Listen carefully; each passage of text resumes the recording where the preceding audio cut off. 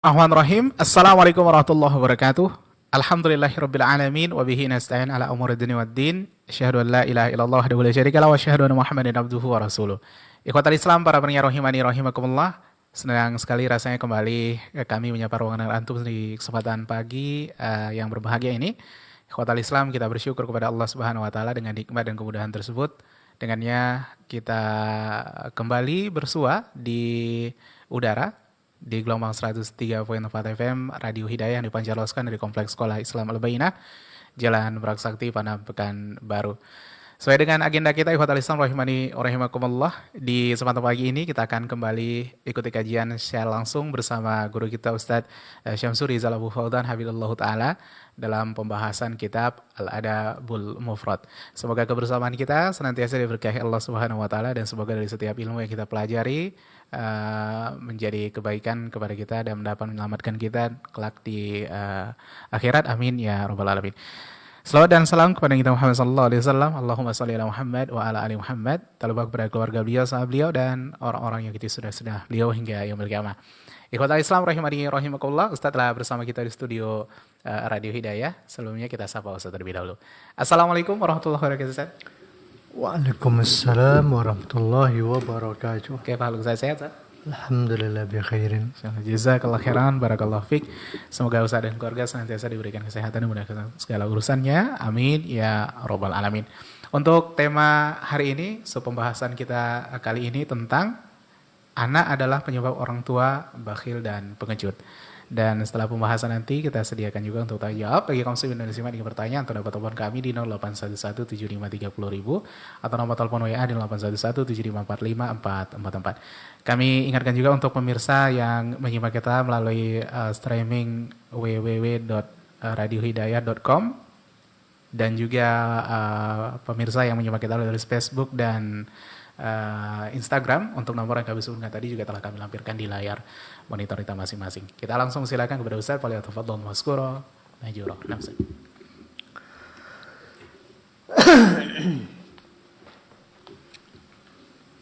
Bismillahirrahmanirrahim. Assalamualaikum warahmatullahi wabarakatuh. Innal hamdalillah nahmaduhu wa nasta'inuhu wa nastaghfiruh wa na'udzu billahi min shururi anfusina wa sayyiati a'malina. May yahdihillahu fala mudilla lahu wa may yudlil fala hadiya lahu.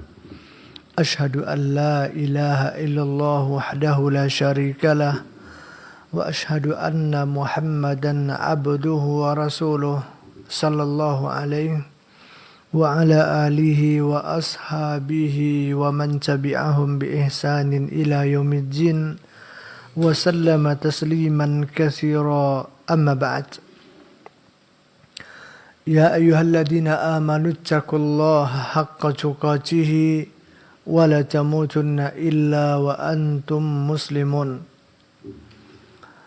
Ayyuhal muslimun, ikhwani wa akhawati fid din, para pemirsa dan para pendengar Radio Hidayah rahimani wa rahimakumullah. Alhamdulillah wa syukurillah, di pagi menjelang siang ini kembali kita bersua di dalam salah satu majelis ilmu untuk kita saling tawasau bil haqqi wa tawasau bis sabr. Mudah-mudahan kebersamaan kita ini dirahmati dan diridhai oleh Allah Subhanahu wa taala, dan apa yang kita bicarakan nanti dapat menjadi ilmu yang bermanfaat, ilmu yang akan melahirkan iman dan amal saleh bagi kita bersama. Amin ya rabbal alamin. Kemudian salawat dan salam tercurahkan selalu buat baginda Rasul Muhammad ibn Abdullah sallallahu alaihi wa alihi wasallam, seorang nabi yang diutus oleh Allah Azza wa Jalla untuk memberikan uswah dan qudwah kepada manusia di dalam segala aspek kehidupan, terutama kehidupan beragama dan beribadah kepada Allah Subhanahu wa taala. Semoga Allah Azza wa Jalla selalu tumbuhkan cinta dan semangat di dalam hati kita untuk mempelajari, mengenali dan mengikuti petunjuk-petunjuk baginda Rasul sallallahu alaihi wa alihi wasallam sampai tarikan nafas yang terakhir nanti insyaallah taala. Ikhwani wa akhwati fid din, para pemirsa dan para pendengar Radio Hidayah rahimani wa rahimakumullah. Kembali kita lanjutkan pelajaran kita dari kitab Sahih Al-Adab Al-Mufrad karya Imam Abu Abdullah Muhammad bin Ismail bin Ibrahim bin Mughirah Al-Bukhari rahimahullahu ta'ala. Dan kita akan membaca bab yang ke-37 dari kitab Sahih Al-Adab Al-Mufrad atau bab yang ke-45 dari kitab asalnya. Satu hadis yang diriwayatkan oleh Al-Imam rahimahullahu ta'ala dengan sanadnya dari hadis Ibunda Aisyah radhiyallahu ta'ala anha, beliau menuturkan, qala Abu Bakar radhiyallahu ta'ala anhu yauman, pada suatu hari Abu Bakar As-Siddiq, beliau adalah ayahanda dari Ibunda Aisyah radhiyallahu ta'ala anha, suatu hari pernah berkata, wallahi ma ala wajhil ardi rajulun ahabba ilayya min Umar. Demi Allah, kata Abu Bakar, ini perkataan dan sekaligus sumpah beliau, demi Allah, tidak ada seorang pun di muka bumi ini orang yang paling aku cintai melainkan Umar bin Khattab radhiyallahu ta'ala anhu. Falamma kharaja raja'a, kemudian setelah Umar pergi, beliau kembali lagi kepada Ibunda Aisyah radhiyallahu ta'ala anha, lalu beliau mengatakan, faqal kaifa halaftu ay bunayya, wahai putriku, tadi aku berkata apa? Aku bersumpah bagaimana tadi? Apa yang aku sumpahkan? Begitu kira-kira. Mungkin ketika Abu Bakar telah pergi, dia teringat terngiang-ngiang. Tadi saya ngomong apa ya? Tadi saya bersumpah apa nih? Gitu kan. Jadi karena beliau sedikit terganggu dan tidak nyaman menjadi pikiran apa yang tadi telah ia ucapkan, maka beliau kembali berbalik ke rumah Ibunda Aisyah radhiyallahu ta'ala anha. Lalu dia bertanya, apa yang aku sumpahkan tadi? Apa yang aku ucapkan? Faqultulah, kata Ibunda Aisyah, maka aku pun katakan dan ceritakan kembali kepada beliau radhiyallahu ta'ala anhu. Faqal, maksudnya yang dikatakan oleh Ibunda Aisyah ini adalah apa yang disumpahkannya tadi, bahwasanya wallahi ma ala wajhil ardi rajulun ahabba ilayya min Umar. Demi Allah, tidak ada di muka bumi ini orang yang paling aku cintai melainkan Umar bin Khattab radhiyallahu ta'ala anhu. Setelah Ibunda Aisyah radhiyallahu ta'ala anha menceritakan kembali kepada Abu Bakar ayahandanya apa yang tadi beliau sumpahkan atau yang beliau ucapkan, maka Umar kembali berkata, a'azzu alayya wal waladu alwat. Yang paling aku hormati, orang yang paling mulia bagiku adalah Umar itu. Nah, sedangkan anak itu adalah orang yang paling mendapatkan tempat, yang paling merasuki hati orang tua adalah anak. Jadi itu yang dikatakan oleh Abu Bakar As-Siddiq radhiyallahu ta'ala anhu sebagai klarifikasi apa yang tadi telah ia katakan. Mungkin beliau merasa tidak mungkin dan tidak tepat kalau seandainya orang lain itu lebih menempati hatinya dibandingkan anaknya sendiri. Nah, mungkin. Ya kan? secara psikologi, dan juga mungkin dalam perspektif agama tentu tidak mungkin seseorang bisa menempati hati seseorang mengalahkan posisi anak orang itu, rasa tidak mungkin. Nah, mungkin ini yang menjadi pikiran oleh Abu Bakar As-Siddiq radhiyallahu taala anhu. Dan kalau seandainya ada orang lain yang harus menempati hati kita lebih besar, tentu dia adalah Rasulullah sallallahu alaihi wasallam. Nah, setelah itu ada kedua orang tua kita, ayahanda kita, ibunda kita. Tentu mereka ini yang harus lebih kita cintai daripada selainnya. Sementara Abu Bakar As-Siddiq telah mengatakan, bahkan beliau bersumpah, Umar adalah orang yang paling dia cintai.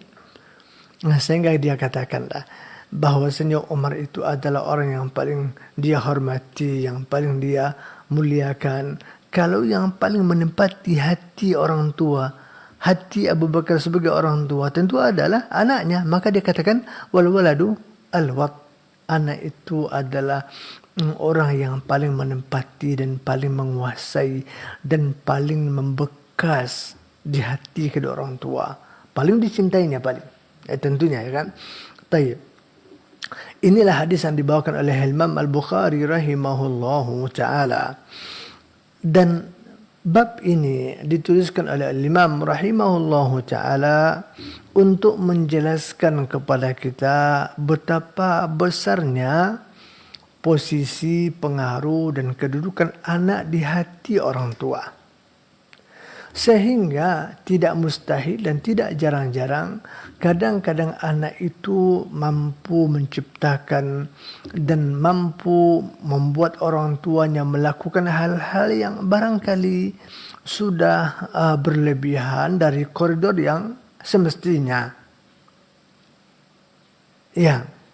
Sehingga Allah Azza wa Jalla mengatakan itu kepada kita sembari mengingatkan kita dari itu, mewanti-wantikan kita agar kita tidak terjatuh ke dalam apa yang dikhawatirkan itu hanya gara-gara anak atau dengan alasan anak, dan itu berpotensi.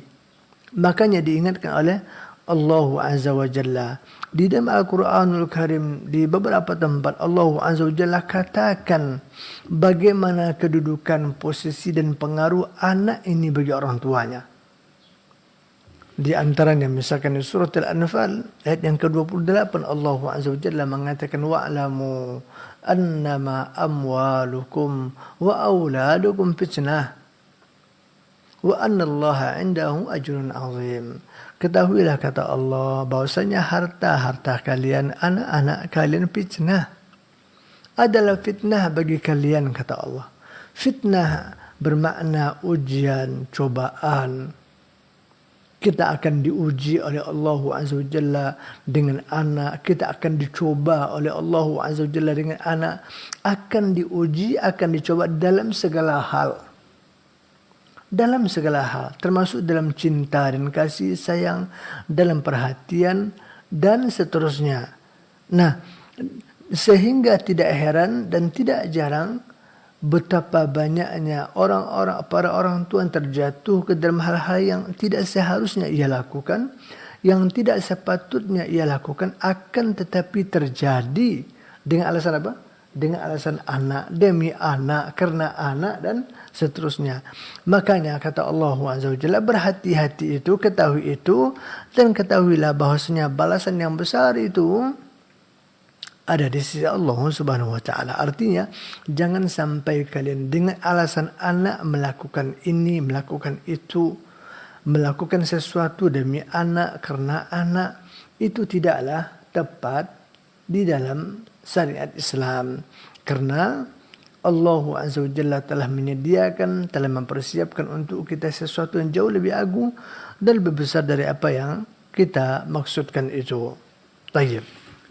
Kemudian di surat yang lain seperti di surat Taghabun ayat yang ke-14 sampai ayat yang ke-15, Allah juga mengingatkan kita tentang perkara anak ini, perkara anak dan istri juga. Nah, di ayat ini Allah Azza wa Jalla menyebutkan dalam bahasa yang barangkali secara bahasa kita sebut mungkin lebih apa namanya? Lebih tegas lagi. Lebih ekstrim lagi secara bahasa ini ungkapan. Ya, bahasa kita kalau yang yang luar biasa lebih itu kan yang mengagetkan ya, yang lebih ekstrim ya, lebih. Nah, kenapa saya katakan begitu? Karena kalau tadi Allah Ta'ala sebut anak itu, harta itu sebagai fitnah, ujian dan cobaan. Kalau di ayat ini Allah Azza wa Jalla katakan mereka itu adalah musuh-musuh kita. Ya, awal. Ekstrim mana bahasa fitnah daripada musuh? Hah? Ya? Musuh ekstrim ya? Ya. Ya, itu Allah yang katakan. Nah, kan tapi tentu perlu dijelaskan nih kata musuh ini. Jangan pula nanti kita memancangkan permusuhan dengan anak istri dengan alasan ayat ini. Tidak begitu.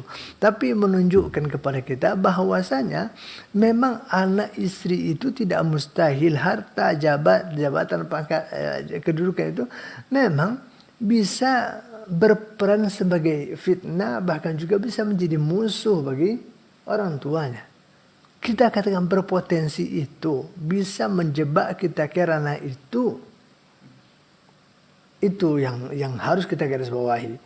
Nah, menunjukkan ini betul-betul terjadi dalam realita kehidupan. Nah, makanya dan Allah Ta'ala katakan lagi di ayat yang ke-15 seperti ayat di surat Al-Anfal dari kita katakan innama amwalukum wa auladukum fitnah wallahu indahu ajrun azim. Sesungguhnya harta kalian, anak kalian itu adalah fitnah bagi kalian. Ya, fitnah berarti ujian dan cobaan, dan memang banyak orang tua itu terfitnah gara-gara anak dan istri. Iya. Ya. Nah, berhati-hatilah kalian. Nah, persoalan ini yang hendak diingatkan pula oleh Imam Bukhari rahimahullahu ta'ala kepada kita di dalam bab ini. Akan tetapi di dalam poin yang lain barangkali. Yang mana beliau katakan al-waladu mabakhalatun wa majbaratun. Bahwasanya anak itu bisa menjadi penyebab orang tuanya itu jadi bakhil, orang tuanya jadi pengecut. Nah, ini kalau anak itu berarti sudah menjadi fitnah bagi orang tuanya. Jadi kalau ada orang tua terfitnah jadi bakhil, menjadi pengecut karena anak dengan alasan anak, berarti anak telah menjadi fitnah bagi dia, ya kan ya? Nah, berarti dia telah terfitnah oleh anaknya. Nah, itu yang dimaksudkan. Taib. Dan ini barangkali tidak perlu penjelasan panjang lagi karena mungkin semua kita punya cerita, punya pengalaman dalam bab ini ya. Ya, akhirnya banyak orang tidak berinfak. Alasan apa? Kepikir nanti anak gimana, kepikir jajan anak, kepikir makan anak, kepikir SPP anak dan semacamnya. Ya kan? Kamu gitu ya? Iya. Nah, itu manusiawi. Nah, tapi jangan sampai itu dijadikan sebagai alasan yang berkepanjangan sehingga kita tidak bisa berimpak dan bersedekah sama sekali. Dikit-dikit itulah anak awak lagi ini. Ya, gitu ya. Nah, ini kalau sudah begitu, nah ini berarti sudah anak sudah menjadi fitnah bagi orang tuanya di dalam bab itu.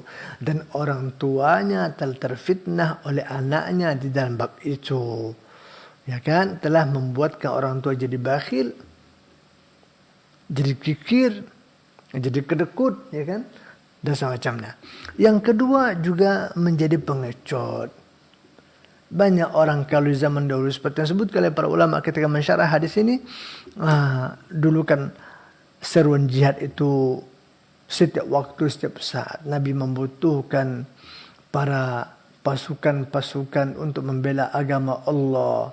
Harus meninggalkan anak, istri, meninggalkan rumah, meninggalkan pekerjaan, meninggalkan keluarga, dan semacamnya. Ya kan? Nah, dan Tidak mustahil ada di antara hadirin pada waktu itu yang tidak ikut berjihad. Ketika diinterogasi, ditanya, atau ketika dia beralasan, alasannya karena anaknya, apalah, mungkin anaknya lagi rewel, susah ditinggal. Kalau sekarang ada juga gitu kan? Anak lagi rewel, itu ada. Anak lagi rewel, anak lagi bermain apalah. Pokoknya demi anak, karena anak demi anak gitu ya. Nah, kalau terus-terusan begini sehingga kita tidak bisa berbuat apa-apa lagi yang seharusnya itu kita lakukan. Nah, berarti kalau sudah sampai ke level itu, berarti dia benar telah terfitnah oleh anaknya dan anaknya sudah menjadi fitnah bagi dirinya. Nah, ini yang ini kan. Begitu juga pengecut, ya kan, tidak berani ikut perang, nanti takut meninggal, anak jadi anak yatim, istri jadi janda gitu ya. Ya kan? Pikiran begitu. Nah, ini sudah bermasalah. Ada ya ada. Sifat itu pasti ada manusiawi, tabiatul basyariyah. Tapi yang tidak boleh itu jangan selalu bertopengkan di balik itu untuk meninggalkan kewajiban-kewajiban agama. Ini yang jadi masalah. Itu yang tidak dibolehkan oleh agama. Taib. Ikhwani fillah rahimani wa rahimakumullah. Hadis yang kalau kita tengok zahir hadis tadi, ini juga seperti yang kemarin sudah kita singgung juga, bahwasanya secara letterlex kita tidak melihat kalimat itu di dalam hadis ini. Kalimat yang dituliskan oleh Imam Bukhari di dalam judulnya. Kan judulnya tadi bab al-waladi, babul waladi mabkhalatun wa majbanatun. Anak itu bisa menjadi penyebab orang tuanya jadi bakhil dan orang tuanya jadi pengecut. Di dalam hadis tadi kan tidak ada. Tidak ada ya? Tidak ada. Iya. Tapi hadis ini hanya bercerita di mana Abu Bakar As-Siddiq radhiyallahu taala anhu telah terlanjur atau keceplosan ya bersumpah bahwa orang yang paling ia cintai itu adalah Umar bin Khattab. Ini adalah takkid.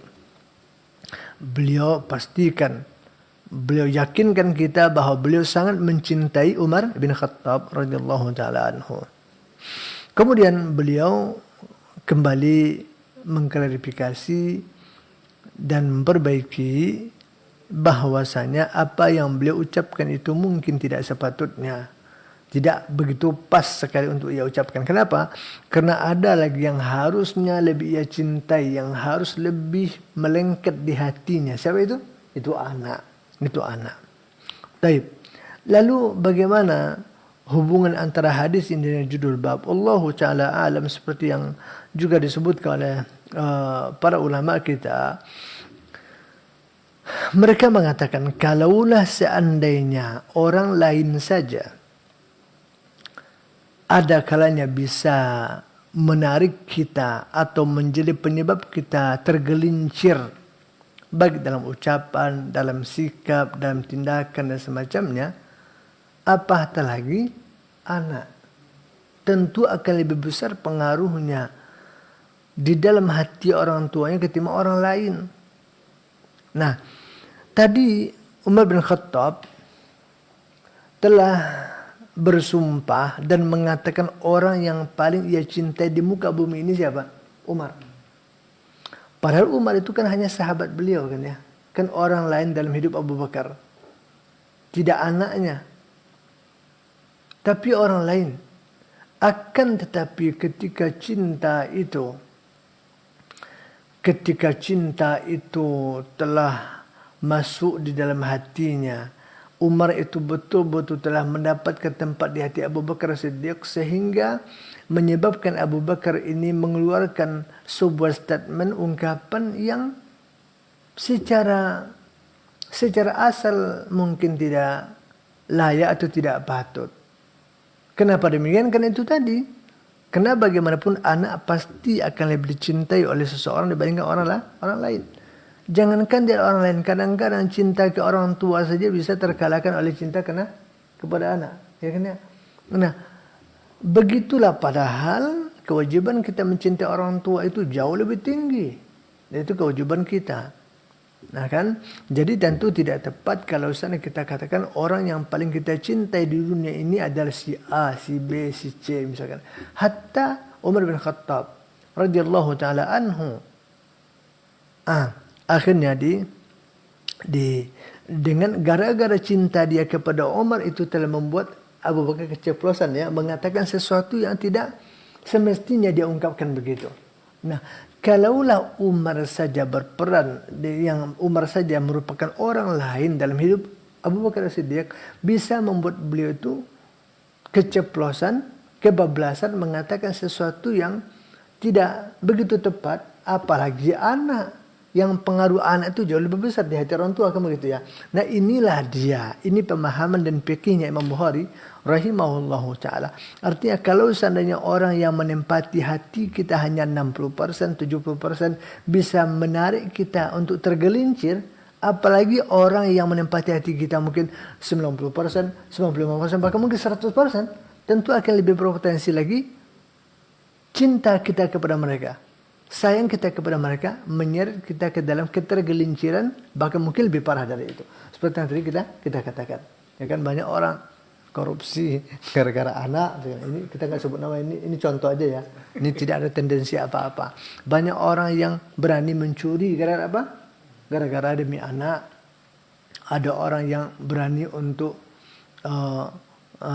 melakukan kejahatan juga demi anak, mencuri karena anak, ya apa sajalah itu kan sudah maklum ya, kita dengar ya. Demi anak, demi istri, demi sayang anak ke istri, demi sayang ke anak, sayang ke istri dan semacamnya. Nah ini dia, ya kan, menunjukkan ini.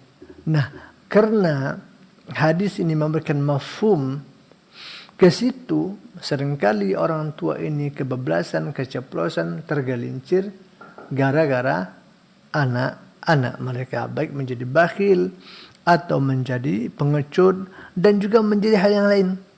Seperti yang disebutkan dalam hadis yang lain. Karena di dalam hadis lain juga telah disebutkan kalimat ini secara tegas. Kalau di hadis yang dibawakan Imam Bukhari ini tidak ada kalimat tegas menunjukkan kepada kalimat yang dijadikan sebagai judul bab, akan tetapi kalimat itu telah disebutkan di dalam riwayat yang lain. Akan tetapi hadisnya tentu tidak sampai kesahihannya mencapai persyaratan Bukhari Muslim, makanya mereka tidak bawakan hadis itu ke dalam sahihnya. Tapi hadis itu telah diriwayatkan oleh sejumlah para muhaddisin, seperti yang diriwayatkan Imam Ahmad rahimahullahu taala, Imam Ibnu Majah, Imam Abu Ya'la, Imam Tabrani rahimahumullahu ta'ala jami'an. Mereka telah membawakan hadis dengan lafaz yang seperti ini.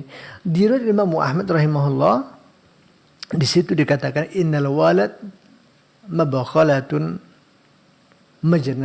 majbanatun. Anak itu bisa menjadi penyebab kebakhilan dan pengecutnya orang tua. Nah, inilah judul bab yang disebut oleh Imam Bukhari. Dan lafaz itu ada di dalam riwayat Imam Ahmad, Imam Ibnu Majah, Imam Abu Ya'la, Imam Tabrani rahimahumullahu taala.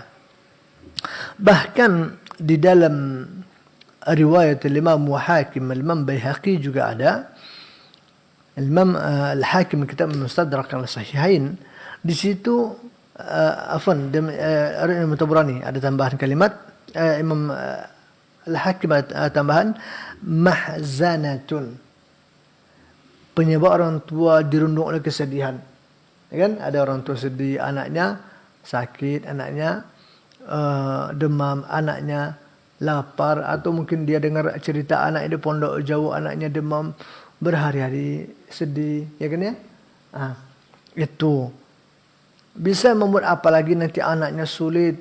Pokoknya orang tua itu mudah sekali untuk terjatuh ke dalam hal-hal yang mungkin kadang-kadang keluar dari koridor dan batasan yang wajar, dikarenakan posisi anak yang begitu melengket di hati orang tua, ya kan ya? Di dalam Imam Tabrani ada kata majahalatun, penyebab orang tua jadi bodoh. Anak ini juga bisa. Ini kita contohkan, ini contoh biar gampang dipahami saja. Bagaimana orang anak bisa jadi anak, jadi orang tua jadi bodoh? Ya, gampang saja.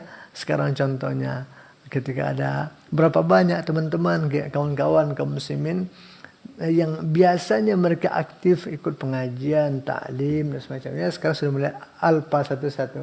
Gara-gara apa? Antum punya apa alasan kawan-kawan? Ya kan? Itulah anak kurang sehat, gitu kan? Anak kurang sehat, atau anak nggak mau ditinggal, anak lagi rewel, anak lagi ya macam-macam, pokoknya demi anak. Ya kan? Sekali oke. Minggu depan anak juga lagi, minggu depan anak juga lagi. Lama-lama itu kan bodoh kan ya. Kalau itu diperturutkan, ya jadi bodoh. Ya kan? Nggak sempat lagi hati ke masjid taklim. Nggak bisa lagi ikut halaqah tahsin misalkan. Nggak bisa lagi ikut pelajaran bahasa Arab. Apa saja. Intinya demi anak. Gara-gara anak. Dengan alasan anak.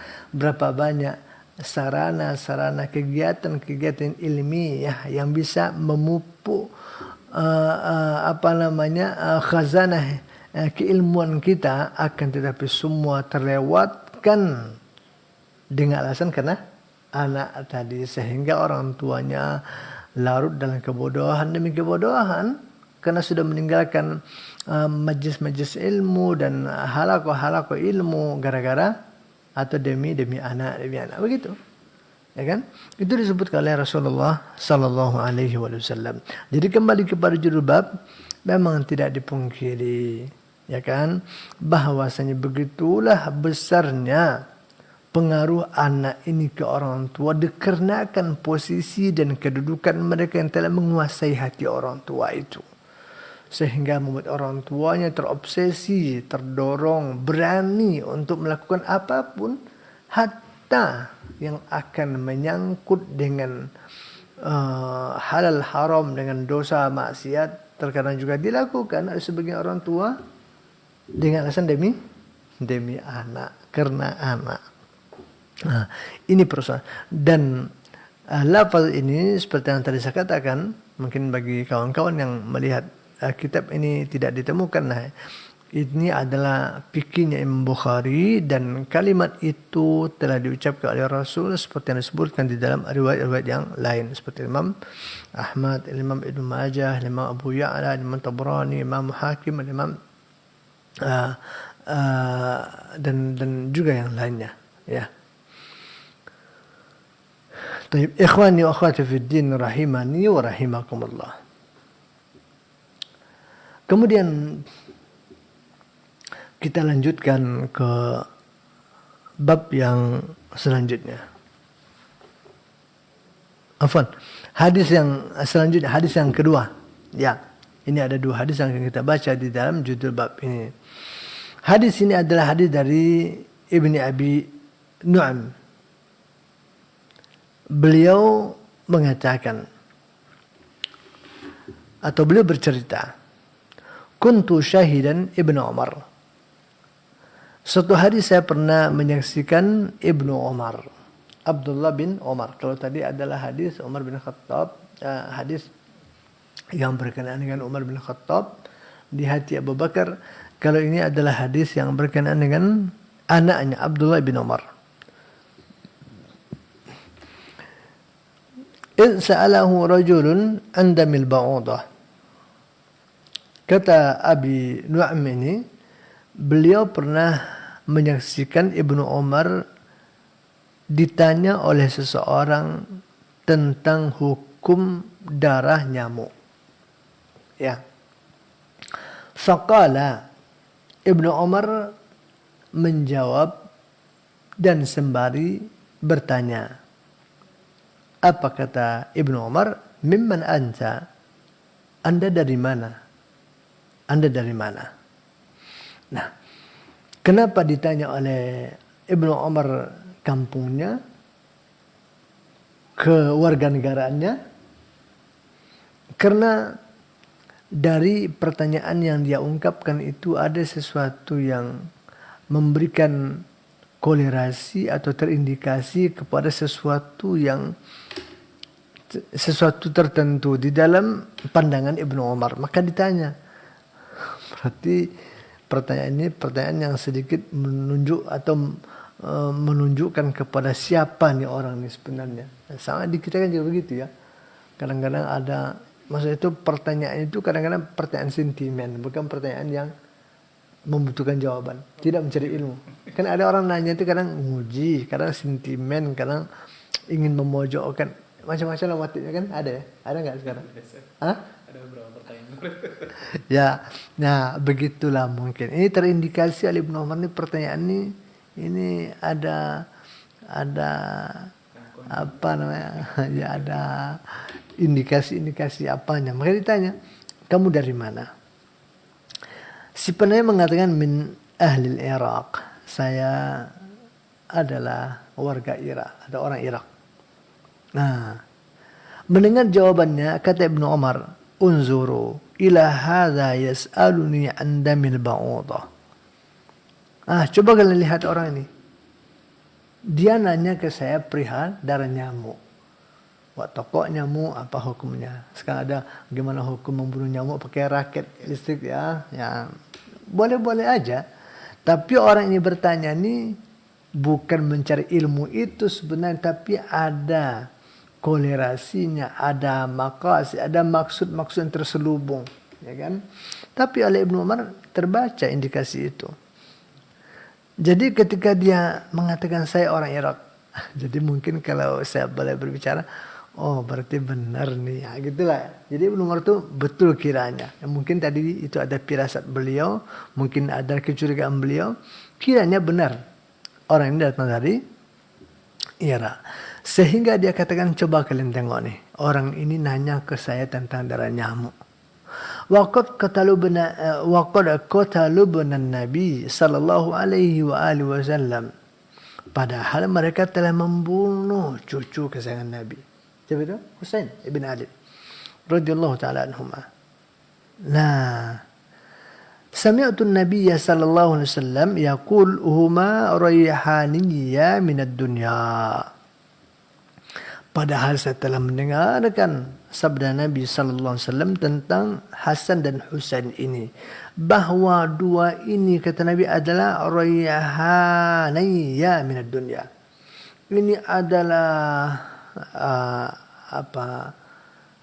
ya bunga kehidupanku, bunga yang mengharumkan semerbak hatiku, hidupku di dunia, begitu kira-kira, ya kan? Intinya ini menunjukkan betapa sayangnya baginda Rasul kepada Hasan dan Husain dan betapa mereka berdua telah menempati hati kakeknya yang mulia ini sallallahu alaihi wasallam. Tayyib. Jadi kata Ibnu Umar, coba lihat nih, apa nih motifnya, apa nih maunya. Darah nyamuk ditanyakan, darah nyamuk dipersoalkan, cucu Nabi dihabisi, cucu Nabi dibunuh, gitu ya. Coba lihat bagaimana tajamnya firasat dan pakinya para salaf itu. Mereka mengerti mana pertanyaan yang tulus ingin mendapatkan jawaban dan kebenaran, mana pertanyaan yang mencari pembenaran, dan mana pertanyaan yang mencari persoalan, yang bikin masalah, bikin keributan, ya kan? Jadi dia tahu. Seperti takut sekali nanti salah pukul nyamuk berdosa, salah cara membunuh nyamuk berdosa, ya kan? Terus cucu Nabi mau diapain gitu? Ini kan luar biasa ya, paham? Bisa dipahami? Nah, ini luar biasa.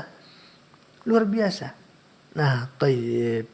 Akan tetapi yang menjadi alaqah, hubungan antara hadis ini dengan judul bab adalah sabda Rasul sallallahu alaihi wasallam yang mengatakan huma rayhanayya minad dunya, bahwa Hasan dan Husain ini adalah bunga-bunga kehidupanku, adalah kembang yang menebarkan aroma semerbak di hatiku di dunia, kata Rasul. Menunjukkan ini adalah ungkapan baginda Rasul tentang bagaimana sayangnya mereka kepada Hasan dan Husain dan bagaimana kedudukan mereka di hati beliau yang sekarang dibunuh oleh orang-orang Syiah itu, orang Irak itu. Subhanallah. Nah, coba lihat, kalaulah baginda Rasul saja sampai mengungkapkan kata-kata seperti ini, saking cinta dan sayang kepada cucu beliau, apalagi kita. Nah, bedanya adalah Nabi seperti apapun cinta dan kasih sayangnya, saya katakan wallahi pasti akan lebih tulus dan lebih jujur cinta Nabi kepada cucu dan anaknya ketimbang cinta kakek sekarang kepada anak dan cucunya. Bisa dipahami? Pasti akan lebih tulus cinta Nabi mencintai cucunya ketimbang kakek sekarang mencintai cucunya, kan begitu ya? Pasti akan lebih sayang Nabi kepada anak cucunya ketimbang orang tua sekarang kepada anak cucunya. Sehingga beliau ungkapkan itu. Dan ini manusiawi, fitrah manusia. Ini adalah penyejuk pandangan mata, pelipur lara di hati orang tua. Itu manusiawi, wajar. Nabi saja mengatakan itu. Artinya mengatakan kalimat yang menunjukkan ke situ.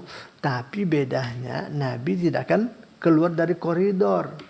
Sebagaimanapun sayangnya beliau, cintanya beliau kepada anak cucunya, tapi tidak akan menyebabkan beliau keluar dari koridor, keluar dari jalurnya. Nah, kalau kita ini cintanya juga tidak tulus-tulus banget, tapi selalu menggunakan anak istri sebagai alasan untuk melakukan hal-hal yang tidak patut. Betul nggak?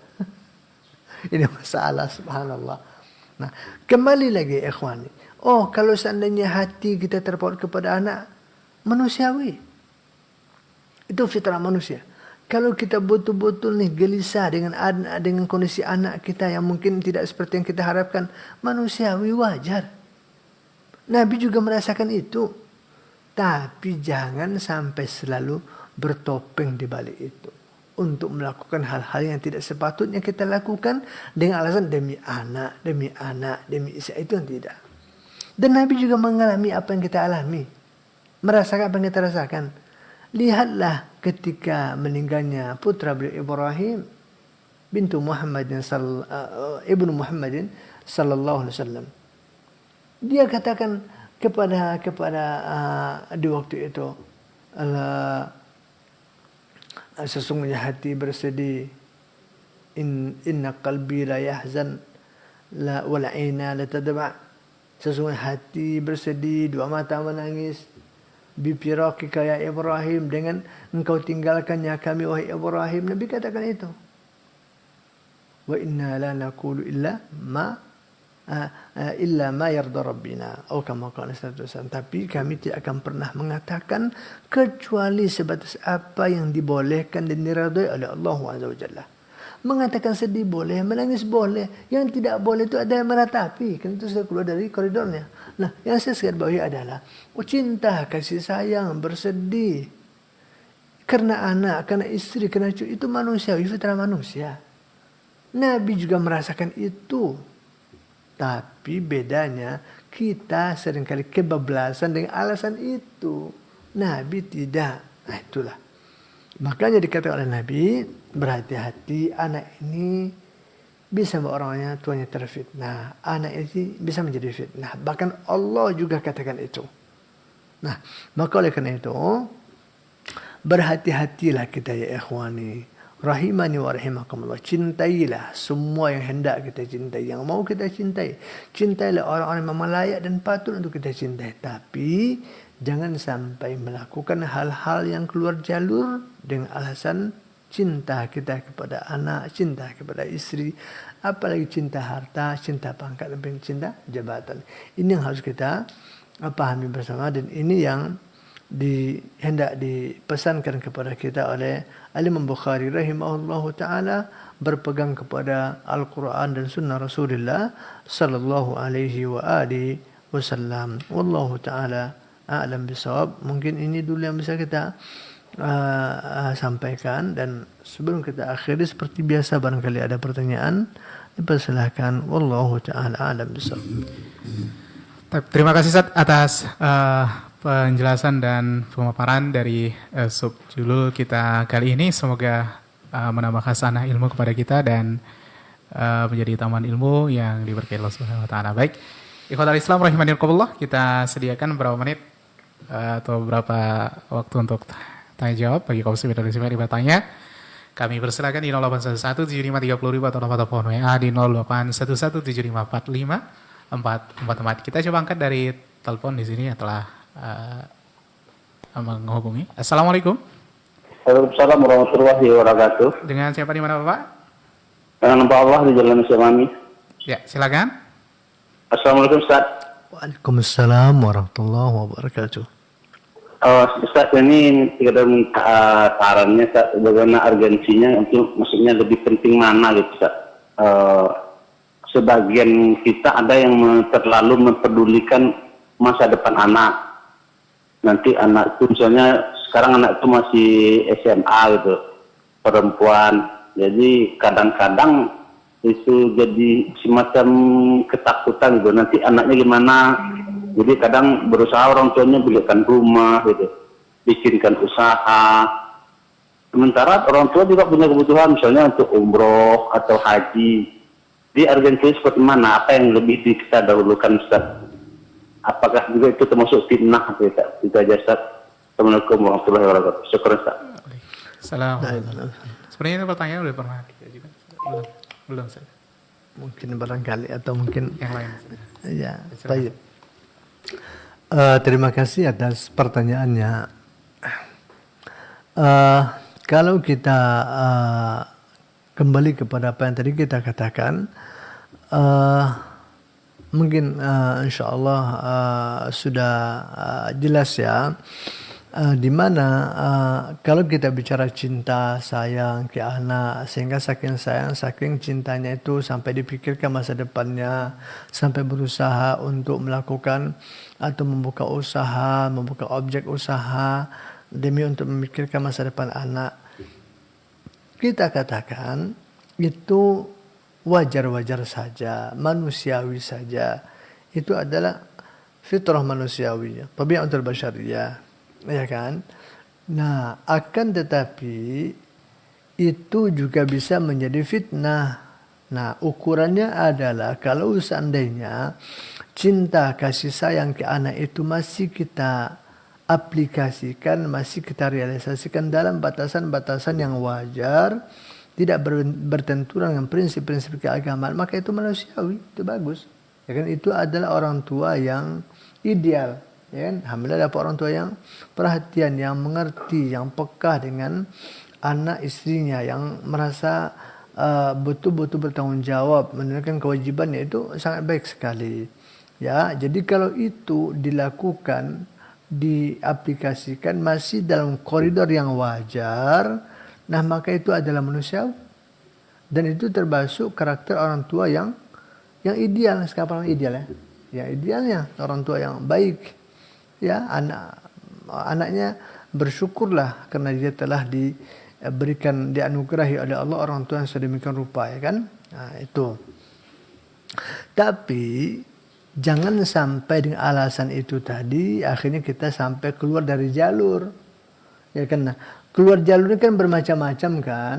Bermacam-macam, bisa terjebak dalam hal yang haram, bisa melakukan hal yang terlarang, ya kan? Sekurang-kurangnya bisa kita mengabaikan sesuatu yang sebenarnya itu lebih penting bagi kita. Itu juga bagian dari terfitnah. Ya kan?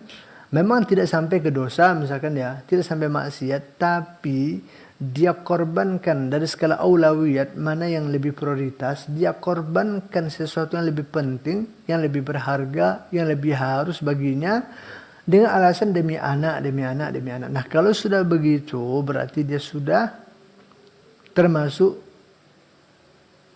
bagian dari orang terfitnah oleh anaknya. Apalagi kalau nanti dengan alasan anak-anak tadi sudah menjerumus ke orang tua ke yang haram, ke dosa, nah ini jelas sudah terfitnah betul.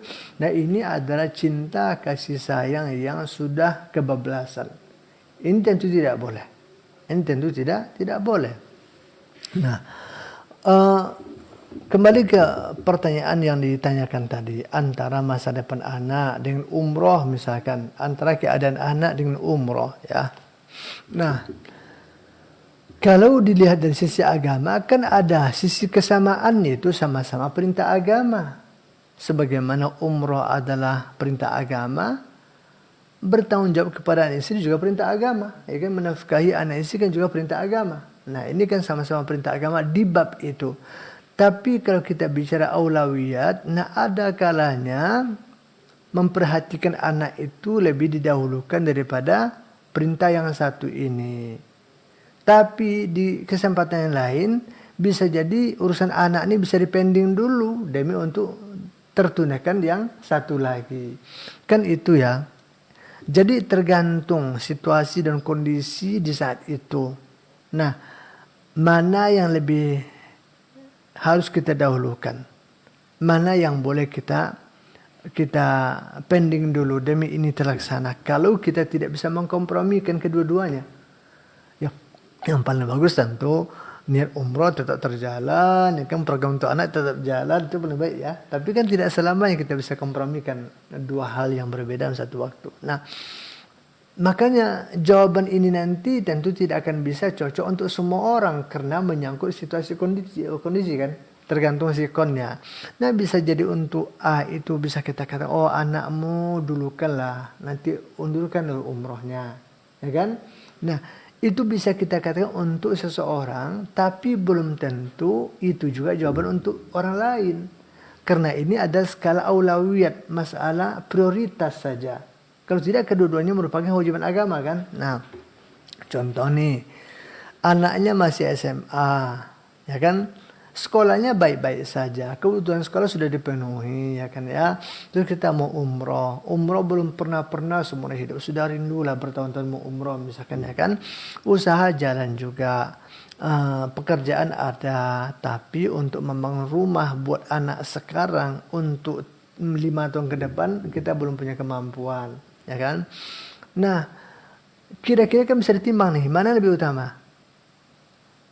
Urusan anak itu bukan urusan sekolahnya dia yang sekarang yang sedang dia jalani kan ya. Bukan masalah rumah tempat tinggal dia sekarang, bukan masalah kebutuhan pangan dia sekarang, tapi hanya untuk anak 5 tahun ke depan. Ya. Sementara umroh ini kewajiban agama yang sudah bertahun-tahun belum pula pernah umroh lagi kan. Dapat duit habis juga untuk ini, dapat duit habis juga belikan tanah, dapat duit belikan rumah. Kalau begini kondisi sebenarnya, maka kita katakan umroh lebih dahulukan dulu. Dahulukan umroh, ya kan? Untuk yang seperti ini, ya. Nah, tapi pertanyaan yang sama, jawabannya bisa berbalik. Ya kan, kalau seandainya kondisi pernah beda, misalkan Ustaz, anak saya mau masuk sekolah Ustaz, mau masuk pesantren. Sekarang masuk pesantren ya cukup besar lah Ustaz. Katakan misalnya, ini contoh ya, kita nggak sebut sekolah, jadi nggak ada tendensi apa-apa ya. Ini contoh, ini kayak pertanyaan ini kita bahas ini aja ya. Contoh nih, masuk pondok itu Ustaz 10 juta. Kontrol anak berdua pula sekali masuk sekarang Ustaz. Ya kan? Kena 20 juta. Ini contoh aja yang nggak ada tendensi lainnya.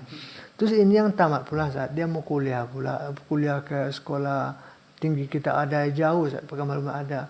Itu masuknya sekian misalkan nih. Pas pula momen masuk sekolah anak ini di musim umroh. Kan begitu ceritanya. Ya kan ya. Gimana nih? Kalau dipakai uang nih umroh untuk umroh saat pasti anak saya nggak akan sekolah. Yang kuliah tidak akan kuliah, yang masuk pondok akan masuk pondok. Ya, nah kalau saya pakai dana ini untuk masukkan anak ke pondok 2, masukkan kuliah 1, pasti saya nggak akan bisa umroh. Kalau yang bertanya begini keadaannya, tentu saya akan katakan dahulukan dulu masalah anak ini. Apalagi ini umroh yang ketiga kali, 4 kali, 5 kali pula kan gitu ya. Nah, jadi pertanyaannya sama, tapi jawabannya bisa berbeda tergantung situasi kondisi si penanya. Karena untuk menentukan dan untuk mengatakan mana yang lebih utama tergantung kondisi si penanya itu dan tergantung planning apa yang sedang dia pikirkan itu dan tergantung 2 hal apa yang sedang dia pertimbangkan itu. Nah, ini barangkali yang bisa saya komentari, moga-moga bisa dipahami. Kalau tidak pas betul ya nanti harus butuh detailkan lagi karena memang ini ada studi kasus ya istilahnya ya. Jadi memang harus seperti ini. Tapi secara umum kerangkanya seperti itulah kita menimbang untuk melihat mana yang lebih layak untuk kita segerakan itu, mana yang boleh kita pending itu dulu agar terlaksananya apa yang kita rencanakan itu. Wallahu taala alam shawab. Baik, terima kasih Ustaz atas jawabannya. Semoga Bapak yang bertanya dapat mendengarkan dengan jelas dan menjadi tambahan ilmu juga kepada kita semuanya. Untuk pertanyaan selanjutnya, Bikhatul Islam rahimakumullah, untuk telepon masih kita buka di 08117530.000 atau nomor telepon WA di 0811754544. Silakan bagi kaum muslimin dan muslimat yang menyimak kita melalui streaming YouTube maksud kami dari streaming web kami di www.radiohidayah.com. Di situ juga telah kami tampilkan nomor beserta nomor-nomor SMS dan WA bisa dikirimi. Baik, Ikhwatal Islam rahimakumullah, untuk pertanyaan selanjutnya, barangkali ingin bertanya langsung dari telepon di 08117530.000 atau nomor telepon WA di 0811754544. Baik. Nah, kalau tidak ada, Ustaz, mungkin kita cukup. Ustaz. Oh baik. Kalau tidak ada pertanyaan kita cukupkan sampai di sini. Lebih dan kurang sama maaf. Wassallallahu wasallam ala Nabi Muhammadin wa akhir da'wana alhamdulillahirabbil alamin. Assalamualaikum warahmatullahi wabarakatuh. Waalaikumsalam warahmatullahi wabarakatuh. Barakallahu fiik, jazakallahu khairan. Kembali kami ucapkan kepada guru kita Ustaz Syamsur Rizal Abu Fauzan hafidhallahu taala untuk kajian dalam pembahasan kitab Al-Adabul Mufrad telah kita dengarkan bersama Ikhwatul Islam. Kita akan kembali di pekan selanjutnya dengan pembahasan berikutnya. Semoga Allah senantiasa memudahkan kita. Barakallahu fikum wa jazakumullahu khairan atas kebersamaannya. Assalamualaikum warahmatullahi wabarakatuh.